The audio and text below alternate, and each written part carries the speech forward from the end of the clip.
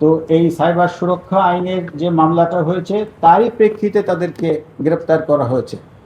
অভিযোগকারী আছে, আমরা এ বিষয়ে মামলা হয়েছে, শুধু আপনার এতটুকু বলছি তদন্তের স্বার্থে আমরা যদি এখনই পুরাটা ডিসক্লোজ করি তাহলে তদন্ত একটু ব্যাহত হতে পারে।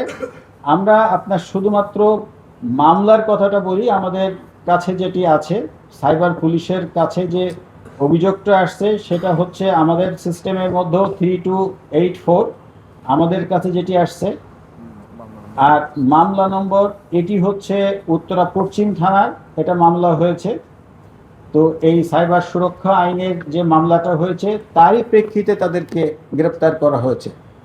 এবং এটি আমরা তো কেবল শুরু করেছি, ইনভেস্টিগেশন পর্যায়ে আছে, শুরু হয়েছে বলতে পারেন। ইনভেস্টিগেশনের সাথে আর কি কি বিষয় জড়িত সেটি স্টেপ বাই স্টেপ আমরা ব্যবস্থা গ্রহণ করব। আচ্ছা, ধন্যবাদ। বেটিং বা অনলাইন জুয়া সাইটটা বন্ধ করা যাচ্ছে না কেন? এই বন্ধ করার যে মেকানিজম এটি কিন্তু আমাদের হাতে নাই, সিআইডির হাতে নাই।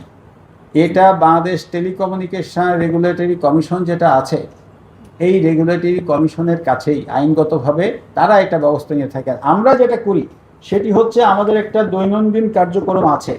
জুয়ায় কতগুলো ওয়েবসাইট ব্যবহৃত হয়েছে, আমরা এ পর্যন্ত 268টি জুয়ার ওয়েবসাইট শনাক্ত করেছি।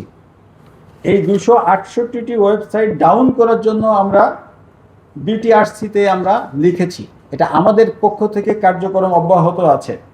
এর সাথে পাশাপাশি বিএফআইইউতে আমরা যেটা অ্যাকাউন্ট সংখ্যা যেটা পাঠিয়েছি সেটার সংখ্যা অনেক, সেটি 2221টি। এই যে ওয়েবসাইটের পাশাপাশি যেগুলো অ্যাকাউন্ট নাম্বার আপনার বেটিংয়ের সাথে জড়িত সেগুলো আমরা আইডেন্টিফাই করে আইনানুগ ব্যবস্থা নেওয়ার জন্য আমরা সেটি প্রেরণ করেছি। তো এটা আন্ডার প্রসেসিং আছে। আমরা আশা করছি ইতিমধ্যে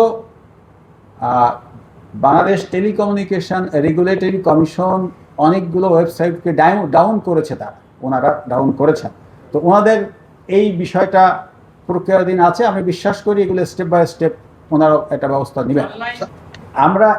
আমরা যেটা বললাম যে আমাদের এটি কিন্তু রেগুলার কার্যক্রম। আমরা যখনই আইডেন্টিফাই করতে পারি যে কোন কোন ওয়েবসাইট থেকে এই জুয়ার কার্যক্রম চলছে, আমরা এটা প্রতিদিনের রিপোর্ট আমরা প্রতিদিন দিয়ে যাচ্ছি এবং সেটি আমরা মনিটরিং করছি। পাশাপাশি আমরা যখন আইডেন্টিফাই করছি যে আসলে কোন কোন ব্যক্তি, যখন আমরা ব্যক্তি আইডেন্টিফাই করতে পারছি তখন আমরা সেখানে অভিযান করছি এবং তাদের বিরুদ্ধে আমরা আইনানুগ ব্যবস্থা গ্রহণ করছি।